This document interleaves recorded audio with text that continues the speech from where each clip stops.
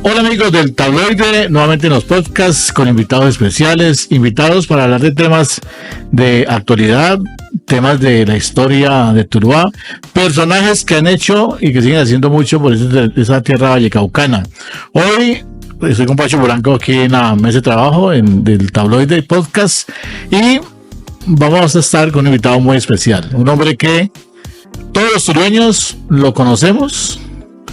Muchos tulueños gritamos porque nos hacía, era motivo de alegría. Muchos tulueños lo acompañamos también en momentos de dificultad y siempre ha sido un hombre que se ha mantenido sereno, tranquilo y lejos de los escándalos. Les hablo de Carlos Andrés Rojas Montoya. Sí, señor. Carlos, bienvenido al Tabloide. Muchas gracias por la invitación. Feliz de estar acá, poder compartir todas las vivencias, experiencias con ustedes y con la gente que nos acompaña hoy día. Este personaje, déjeme meter la cucharada, que tenemos aquí al frente de nosotros y de ustedes, ha hecho nada menos que 208 goles, ¿no? Sí, 208 en goles en Colombia, solamente en Colombia porque no jugó en el exterior. Es un personaje que no es cualquier jugador pintado en la pared, y que ha tenido una larguísima trayectoria y nos va a contar aquí a todos ustedes y a nosotros cuál ha sido su trasegar en el fútbol. ¿Cómo inicia Carlos en el fútbol? Bueno, yo inicio a muy corta edad, ¿no? Yo soy nacido en una vereda del municipio de Tuluá llamada La Mansión, del corregimiento de Monteloro, sí. Yo recuerdo que hubo un narrador que era Alberto Serna que le decía el Nené de la Mansión. Nené de la Mansión. Sí. Ahí viví a lo largo de 8 años. Tengo recuerdos vagos de mi niñez allá, jugando en la carretera después de que todos salían de trabajar, jugando con adultos. Luego nos trasladamos a vivir acá a la ciudad de Tuluá con mi mamá, en el barrio Rojas. Uh-huh. Ahí empieza, digamos que mi trasegar en el fútbol, ¿no? En el equipo del barrio, de la cuadra, San Fernando. Y ahí empiezo a jugar, luego paso a Estudiantes, de ahí voy a la Sarmiento Lora y de ahí paso a Segunda División en Cortuluá. Y ahí en el año 93, el profesor Humberto Tucho Ortiz me da la oportunidad de formar parte del equipo de Primera B, con tan buena suerte que salimos campeones, y en el 94 empiezo mi carrera en la A.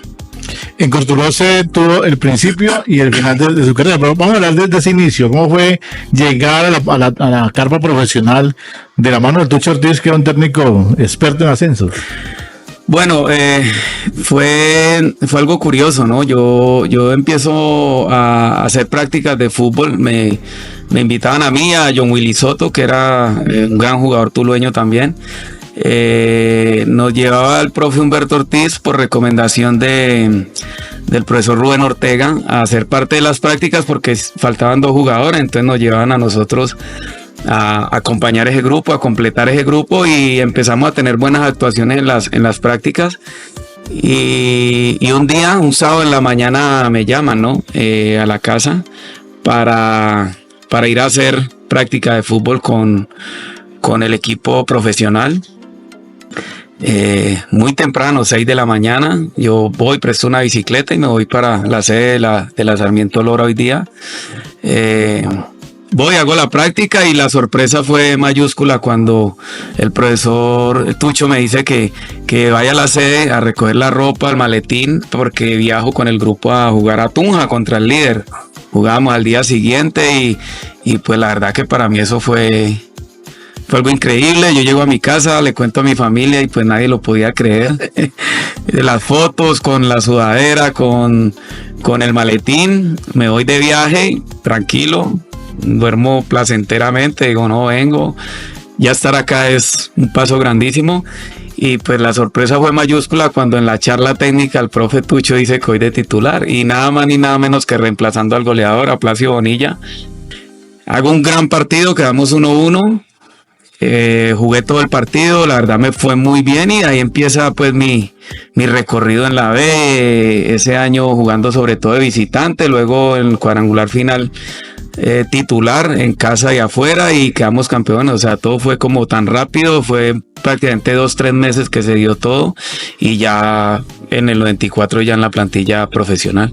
Bueno, usted ha estado o estuvo en 2 ascensos de Cortuluá de los 3 que ha tenido el equipo tulueño. ¿Eso para usted qué significa? Bueno, para mí eso digamos que es motivo de orgullo. Obviamente que la estadística está ahí, para mí es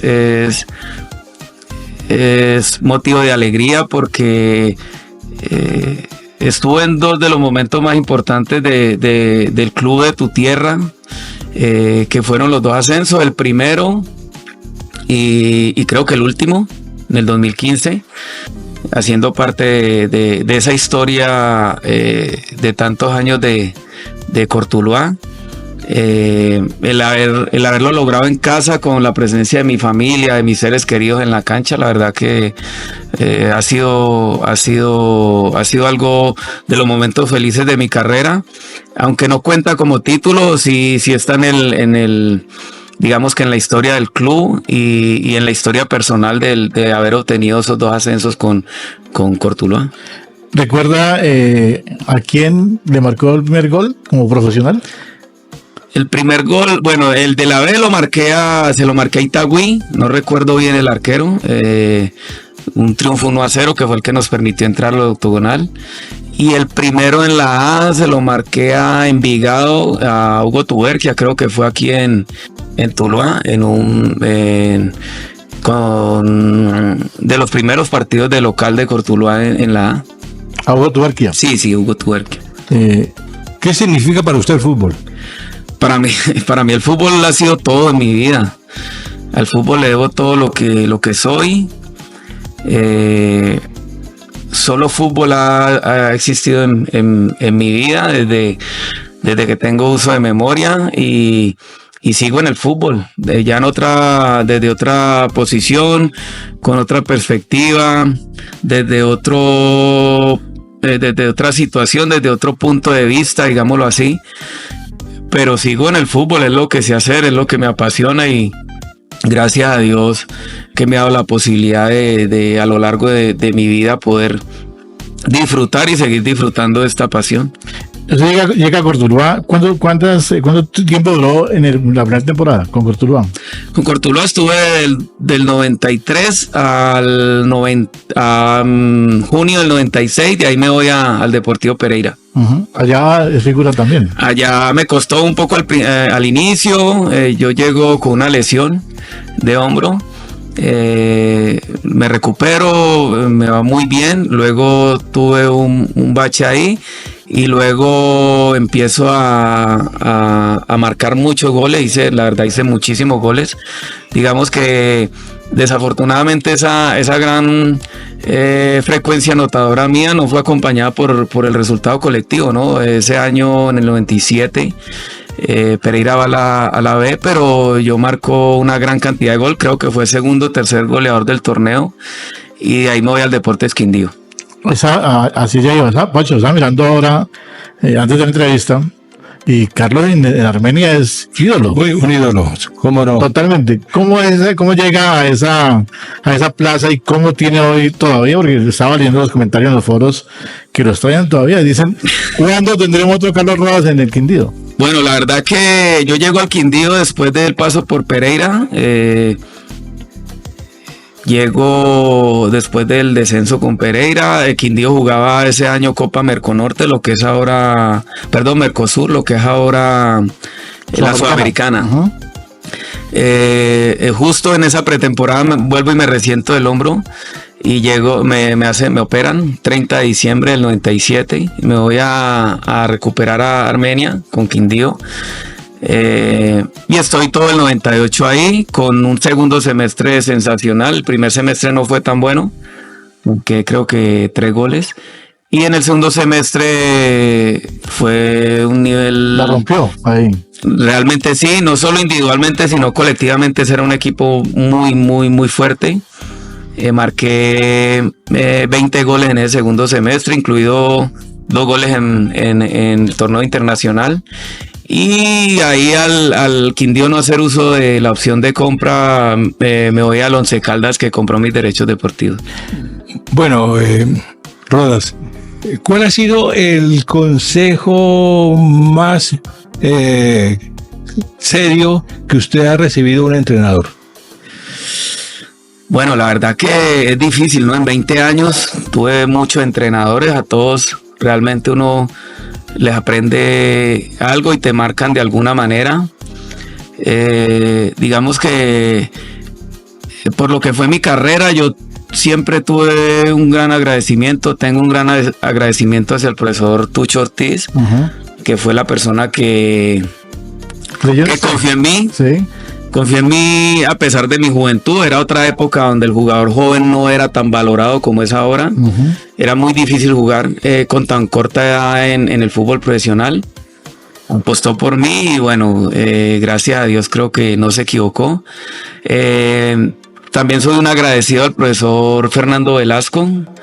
Pues yo tuve una etapa en mi carrera en la que decidí retirarme del fútbol por muchos aspectos, sobre todo personales y algunos profesionales. Digamos que el fútbol en esa época no es lo que es ahora. El jugador no estaba tan protegido como ahora. Y en ese momento, cuando yo regreso a Pumas, luego por problemas económicos regreso otra vez a Tuluá, vuelvo y cuelgo los guayos por unos 6 meses más o menos. En enero del 95 me llama el profesor Fernando Velasco para que prueben Cortuluá y 2005. 2005, Sí. perdón.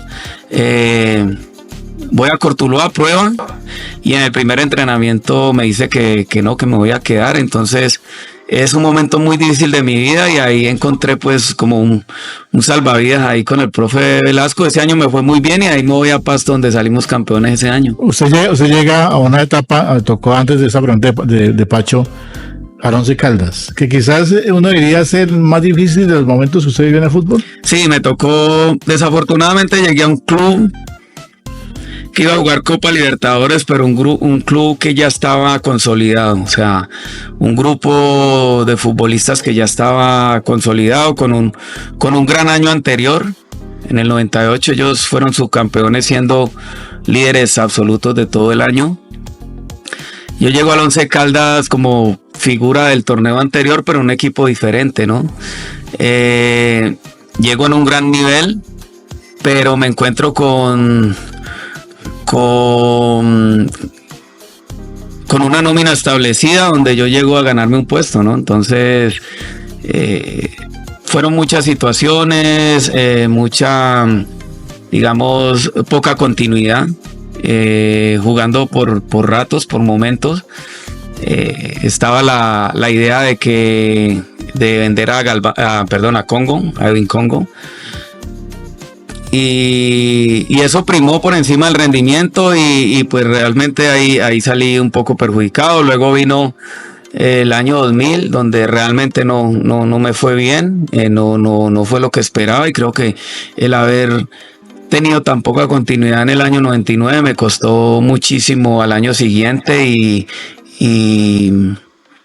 ahí empieza, digamos, la etapa más dura de mi carrera, ¿no? ¿Eso lo llevó a usted a dejar el fútbol? Sí, con el Once Caldas desafortunadamente no tengo muy buenos recuerdos. Me pasaron cosas insólitas, digamos, dentro de mi carrera, pero también me ayudaron a fortalecerme más, ¿no? El haber pasado momentos tan difíciles, mentalmente me sirvió mucho, me fortaleció mucho, me ayudó en mi vida personal a prepararme para el día del retiro, que a nosotros los jugadores nos cuesta muchísimo. Me ayudó a prepararme y bueno, de todo eso salieron cosas muy productivas que después cuando vuelvo a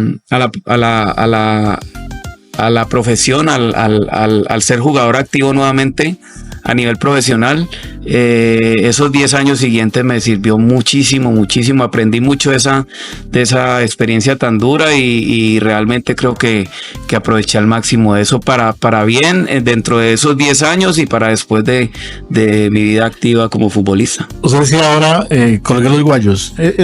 ¿Cuánto tiempo duró esa colgada de guayos? Bueno, eso duró primero duró 2 años. Duró 2 años, de año 2002 al 2004. Luego me voy a Pumas de Casanare. Me voy allá con el profesor Juan Eugenio Jiménez. Tenía muchos compañeros del Once Caldas, me llamaron que fuera, me fui a hacer la pretemporada con ellos. Realmente nos fue muy bien, pero empezamos a tener problemas de tipo económico, ¿no? Digamos que en ese entonces era muy normal que no aparecieran los pagos, que los clubes se retrasaran en los pagos sin ningún problema. Y al ver la situación, pues decidí renunciar. Me vine nuevamente para acá a mitad de año, en abril o mayo más o menos, regreso a Tuluá y quedo inactivo ese resto de años, o sea que fueron más o menos 2 años y medio los que estuve fuera del fútbol. Carlos Andrés, ¿cuál ha sido el momento más feliz jugando al fútbol? Bueno, ha habido muchos. Realmente los ascensos con Cortuluá fueron muy felices. Digamos que a nivel grupal fueron esos, pero sobre todo el más importante o el más feliz fue el título con el Pasto. De Quintabani. Por el hecho de que significaba un título, una estrella, digamos que el saber que me iba a ir del fútbol con esa satisfacción y con ese objetivo logrado de haber sido campeón, creo que fue la cereza en el postre, porque aparte del buen nivel colectivo que mostró ese equipo, el nivel individual mío fue superlativo. Hice goles muy importantes en el cuadrangular, goles que nos permitieron entrar a los 8, después que nos permitieron llegar a la final y saliendo como uno de los jugadores más destacados del club. Entonces ese fue como uno de los momentos felices. El llegar al gol 100 y al 200 también, digamos que a nivel personal fueron momentos felices porque no es fácil llegar a esa cifra, porque me costó muchísimo, tuve muchos momentos difíciles en mi carrera, pero el llegar ahí a ese objetivo personal fue, digamos que de alguna manera, el haber conseguido objetivos que nunca pensé que lo iba a conseguir, pero que el haber sido constante y el haber sido profesional me llevaron a lograrlo. Y es que en el caso del Pasto, que es campeón frente al Deportivo Cali, justamente, usted tiene de estar allí anotado en la historia porque marcó el gol frente a Millonarios decisivo que dio paso a la final. Aparte un golazo, creo que es de los goles más bonitos que hice en mi carrera, ya sobre el tiempo de adición. Es un gol... ¿Lo recuerdan? Sí, lo recuerdo claramente. Es una pelota larga que pelea Villagra, gana en el juego aéreo y la pelota queda rebotando en la media luna y yo de aire la tomo de empeine pleno y la pelota entra en todo el ángulo, pega en el palo y baja a una velocidad increíble por el tema de la altura, ¿no? Sí. Eso para mí fue increíble porque fue sobre el tiempo de descuento, estadio lleno, y ese punto nos permitió jugar la final, terminar la final en condición de local. Carlos, siempre me he preguntado qué siente un jugador cuando marca un gol de esos y arranca a correr. O sea, ¿qué se piensa en ese instante? No, realmente no se piensa. Yo creo que, por lo menos en mi caso, la alegría lo desborda a uno, ¿no? Uno sale a correr como loco, uno piensa cómo lo va a celebrar, pero después cuando uno lo analiza y lo piensa, es un momento de locura, de éxtasis, donde algunas veces uno no recuerda qué hizo, ¿no? Ese gol en particular, porque digamos que yo empecé a mejorar 2 partidos atrás, pero antes de eso, digamos que era muy criticado, y a partir de ese gol, la historia mía en el Pasto cambia, ¿no? Ya empieza a Carlos Rojas a ser jugador importante del club, y cuando coronamos campeones, pues algo, digamos que de alguna manera figura al lado de jugadores tan importantes como Villagra, que fue el goleador, de Laurocha Vidal, de Carlos Barahona. Entonces ese momento digamos que es indescriptible. Yo pues celebré siempre mis goles con mucha euforia, sobre todo pues los de ganar, los de conseguir resultados importantes, pero esos goles son inolvidables. ¿Cuál es su principal virtud como goleador? Bueno, yo digamos que a nivel individual siempre fue la habilidad, jugador muy habilidoso, buena velocidad, con muy buena técnica, pero yo creo que mi mayor virtud fue la inteligencia para moverme. Para ubicarme y para en el momento preciso hacer un movimiento, una diagonal, un movimiento de ruptura o de apoyo. Que me dejara bien perfilado hacia el arco, y luego el haber sido, digamos, técnico a la hora de definir con derecha o con izquierda, y siempre tratando de buscar ubicación más que potencia. Creo que esas fueron mis grandes virtudes. Un delantero para hacer goles requiere lo que usted ha indicado, que es la parte individual, la capacidad, y un asistidor, un pasador. ¿A quién recuerda hoy como sus grandes pasadores? Bueno, yo tuve en mi carrera grandísimos jugadores. Digamos que jugadores que en ese tiempo le llamábamos los armadores, ¿no? Sí, los 10. Los volantes 10, los diferentes. Creo que Marquinhos en el Quindío. Y luego tuve compañeros de ataque. Yo siempre me destaqué como un segundo punta. Yo no fui un 9 ni un primera punta, ni fui un jugador goleador característico, digámoslo. Siempre fue el 9 grandote, el que estaba ahí pescando la posibilidad de gol. Yo fui un jugador de mucha más movilidad, de todo el frente de ataque. ¿Era media punta casi? Un segunda punta, sí. Un jugador que se movía a los costados, que iba de afuera hacia adentro, o que venía a 3/4 a armar juego también.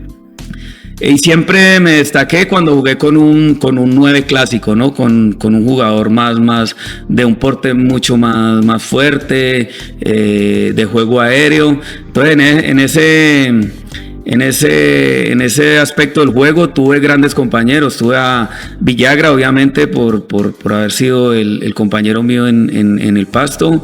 Recuerdo a Mas Torres, jugador no tan alto, pero con una gran potencia para saltar en el Pereira. A Cachas Hernández en Pereira también. A Eulalio Arriaga en Quindío. Jugadores que de alguna manera me ayudaron a conseguir la cantidad de goles que conseguí en mi carrera. Sin duda alguna, importante. Polanco. Bueno, ¿el fútbol de ayer o el de hoy? Viéndolo desde su perspectiva. Bueno, si me hablas del fútbol colombiano, yo prefiero el de ayer. Era un fútbol para mí mucho más vistoso, más espectáculo, con jugadores de mucho más talento, jugadores técnicamente muy bien dotados. Hoy en día priman otros aspectos tanto del juego como del biotipo, ¿no? Hoy la táctica ha desplazado. Sí, digamos que de alguna manera sí. Hoy la táctica ha desplazado el talento. Hoy se buscan jugadores más atletas que futbolistas, mucho más biotipo, talla, velocidad, que lo que es la parte técnica, que es muy importante en el juego. Ha pasado a otro plano. Yo me recuerdo que en mi época la técnica era lo primero. Hoy en día es la talla. Cuando te preguntan por un jugador, ofrecen un jugador, lo primero que te preguntan es cuánto mide. ¿Cuánto mide? No te preguntan si es bueno o no. Entonces creo que eso ha influido en el nivel del fútbol. Hoy difícilmente un jugador como yo podría estar en la élite, digámoslo entre comillas, porque uno ve en Europa jugadores en mi posición que no miden 2 metros, no miden 1,90, pero son jugadores élite. Entonces yo creo que hoy en día el fútbol ha cambiado. En mi época eran 10 jugadores de experiencia y uno que tenía que ser muy diferente para poder jugar, uno joven. Hoy en día ves 10, 11 jóvenes y de experiencia muy pocos. Todo eso yo creo que influye y ha hecho que, por lo menos de mi parte, una opinión muy personal, elija el fútbol de antes al de ahora. Liverpool, Real Madrid, Barcelona, ¿cuáles son sus equipos extranjeros? Bueno, cuando hablaba del fútbol de antes al de ahora, hablaba del fútbol colombiano. Yo creo que el fútbol europeo estamos muy lejos de ese nivel, de ese ritmo, de esa condición técnica, porque hay que tener técnica para jugar a unos toques y a esa velocidad. Jugadores mucho más completos, nos falta muchísimo para llegar a ese nivel. Soy un gran observador del fútbol internacional, veo fútbol todo el tiempo. Ahora, digamos que en mi condición de entrenador, de formador, veo el fútbol diferente, soy más, digamos que un admirador del buen fútbol sin importar la camiseta, ¿no? Aunque siempre me ha gustado el Barcelona, soy fan de Messi, donde está Messi, ese es mi equipo, sí. Soy más hincha de jugadores que de equipos, sí. Aunque siempre me ha gustado el Barcelona, pero obviamente hay equipos que da gusto verlo jugar, el Liverpool, el Barcelona, ese Inter de ahora es un equipo que a lo mejor no es tan vistoso, pero es un equipo práctico, es un equipo que es muy moderno. Que sabe a lo que juega, que no te hace las secuencias de pase que son ahora el tema de la posesión y eso, sino que te va a la yugular de unos dos pases. Increíble lo del PSG, que es un equipo que pensamos que tras la salida de sus figuras que iba a tener un periodo de transición y está jugando a un gran nivel. El City siempre es un equipo que me ha gustado mucho ver, aunque ahora digamos no está terminando un ciclo con jugadores que digamos que de alguna manera ya están cumpliendo una etapa ahí. Pero veo todo tipo de fútbol, fútbol argentino, me gusta Boca, me gusta River, cómo juega. Carlos, usted marcó 208 goles. ¿Cuál era el arquero hijo suyo? Que siempre marcaba goles. Bueno, más que hijo, el que más, digamos que de alguna manera más placer me daba marcarle goles era Higuita. Sí. Por lo que significaba Higuita en esa época, el arquero de la selección mundialista, digamos que el número 1. Tuve una etapa en Pereira donde nos enfrentamos mucho y le marqué varios goles. Digamos que ese era de las alegrías más grandes y de los retos más importantes que yo tenía, el marcarle goleguita, y le hice varios, aunque también me tapó muchas opciones que eran gol, y pues siempre una gran admiración por lo que representó René Higuita para el fútbol colombiano, aunque le marqué creo que goles a los arqueros más grandes de Colombia, ¿no? Háblese de Calero, de Oscar Córdoba y de arqueros internacionales de mucho nombre también. ¿Cuál es el más complicado de todos los arqueros? El que siempre a usted lo frustró. A ver, que me haya frustrado. Sí, con ese fue, o no le marqué o le marqué muy pocos goles. A ver. Digamos que grandísimos arqueros. De Calero me costó marcarle gol, a pesar de que le marqué goles cuando jugó en el Cali, en Nacional, pero era un arquero bien difícil de hacerle gol.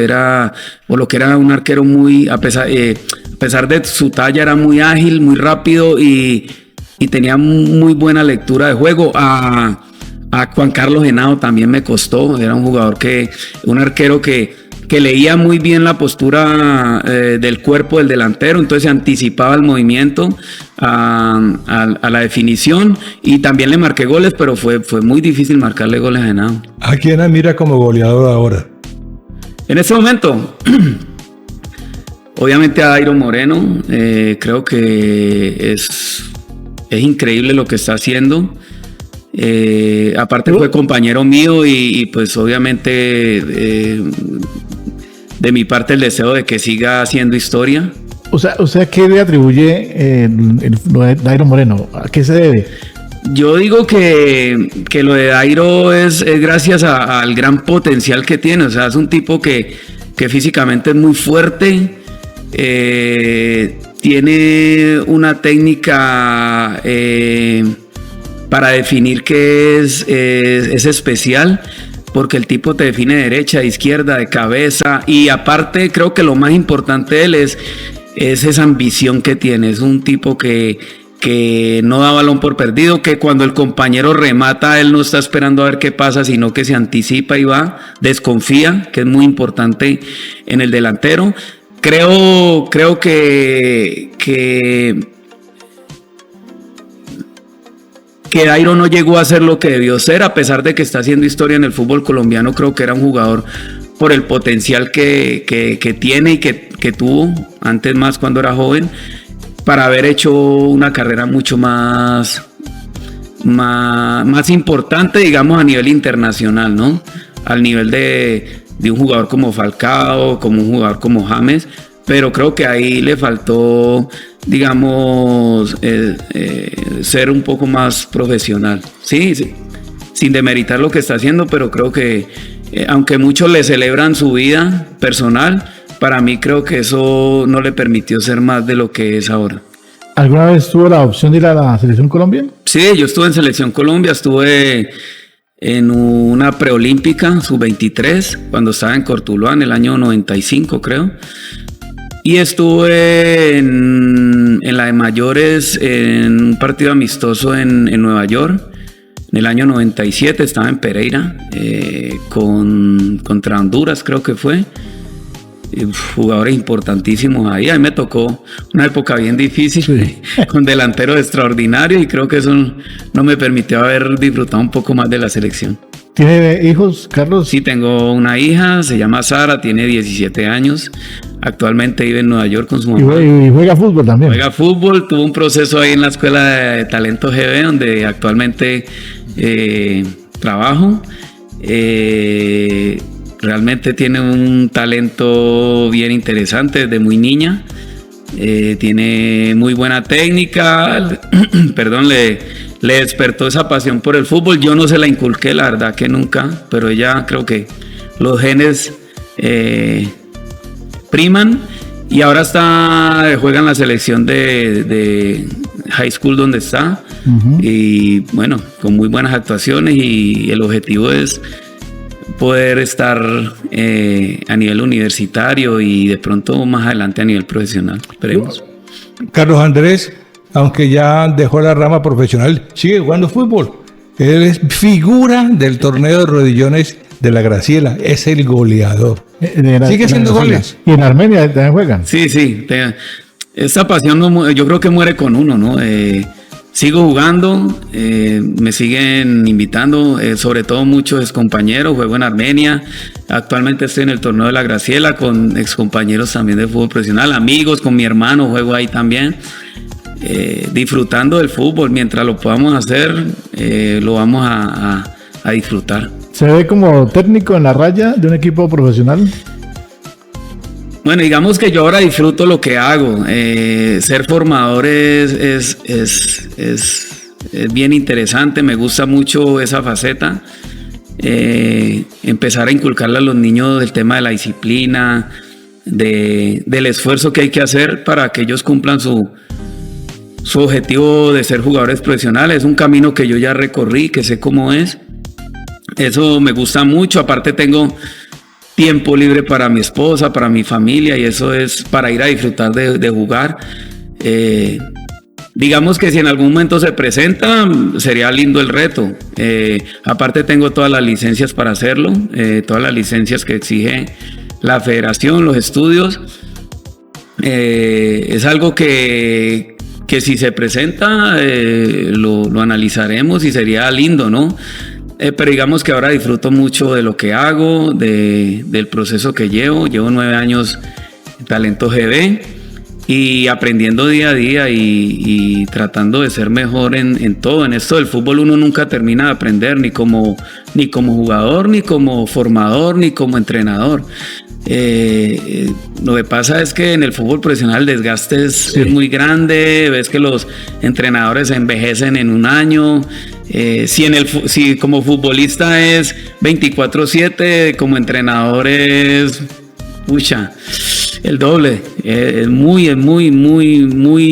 desgastante, muy absorbente y no te queda tiempo para nada, pero pues bueno, no podemos predecir el futuro, pero sí disfrutar el presente. Y mucho más ahora que prima el resultado por encima, que los puntos por encima de los procesos. Entonces un estrés bastante grande, me tocó vivirlo con algunos entrenadores, ese estrés no solo de planificar un partido, de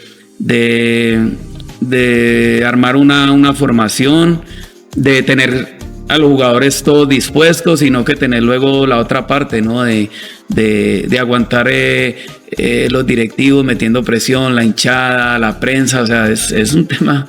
Y que hoy ha cambiado el fútbol, porque hoy en día todo gira en torno al entrenador y a la táctica, y yo pues soy un convencido que no es así.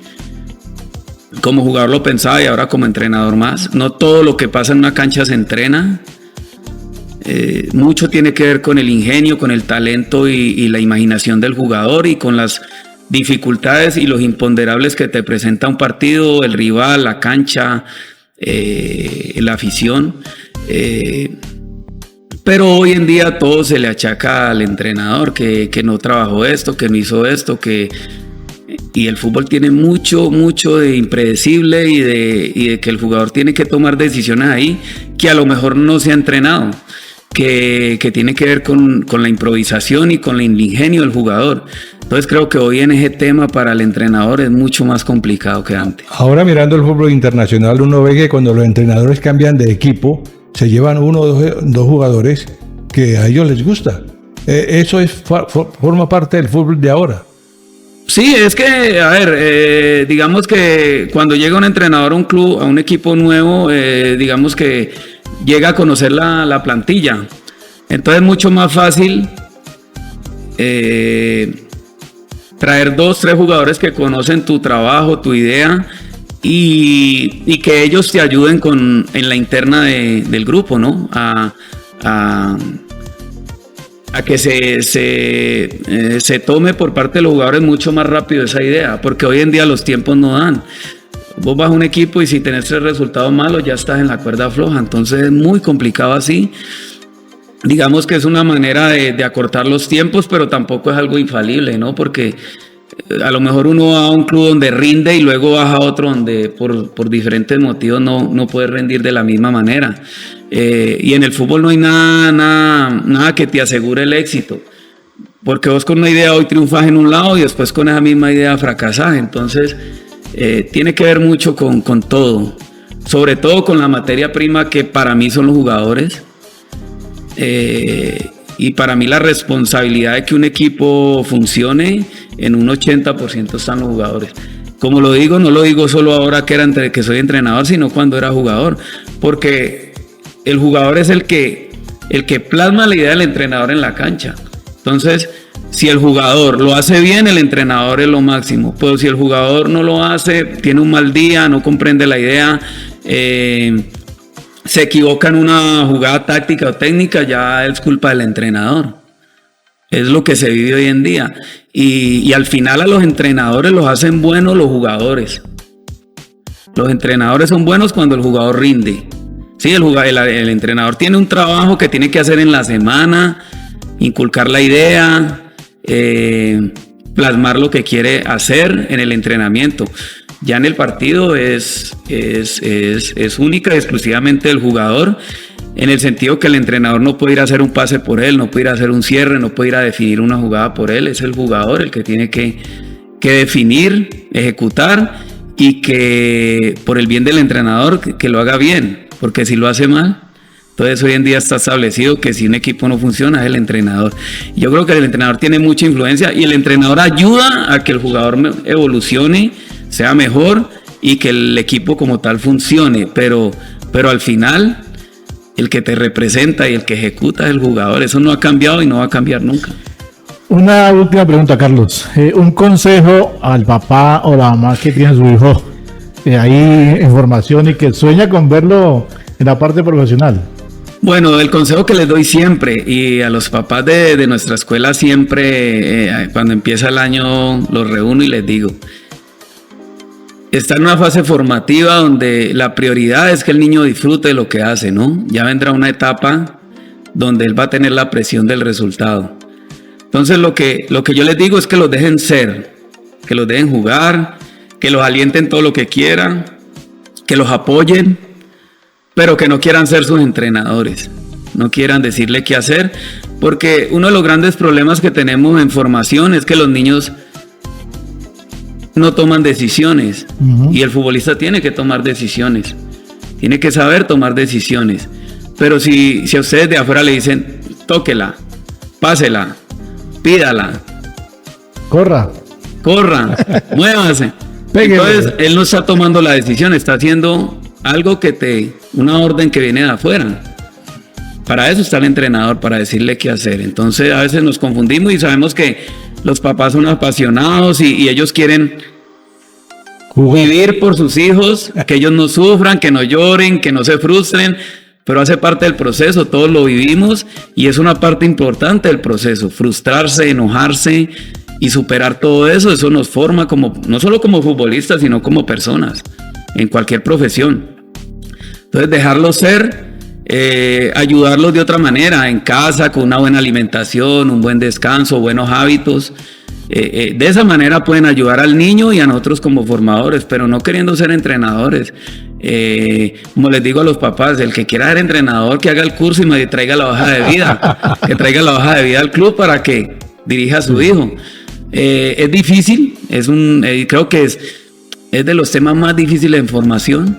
A veces los papás son difíciles, pero gracias a Dios en talentos está muy clara la idea. Gustavo Victoria fue futbolista, o sea que él sabe cómo es el manejo ahí, y le dan prioridad a lo que es la disciplina del entrenador y no solo educar a los niños en el tema futbolístico, sino el tema personal y por ahí derecho a los papás también. Carlos, muchas gracias. ¿Cómo se sintió? No, excelente, muchas gracias por la invitación. Ha sido un placer estar acá. Nos quedaron faltando 50 preguntas. Por lo menos. Es que cuando se habla de fútbol, la verdad que todo va fluyendo, sí. Realmente complacido de estar acá. Muchas gracias por la invitación y espero que los que están del otro lado la hayan disfrutado.